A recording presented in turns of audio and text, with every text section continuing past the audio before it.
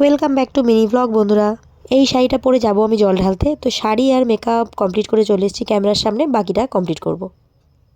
সবার যখন জল ঢালা শেষ হয়ে গেছে তখন আমি রেডি হওয়া শুরু করলাম কেবল।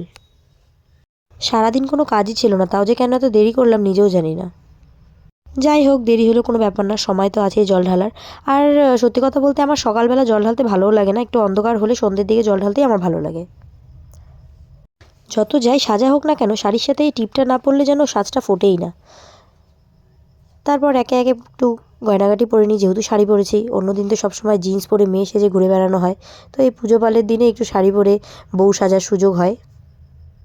ইচ্ছা ছিল বরের সাথে যাব, বরকেও টানতে টানতে নিয়ে যাব একটু জল ঢালতে, কিন্তু দুঃখের বশে কপালে সেটা আমার এবছর নেই।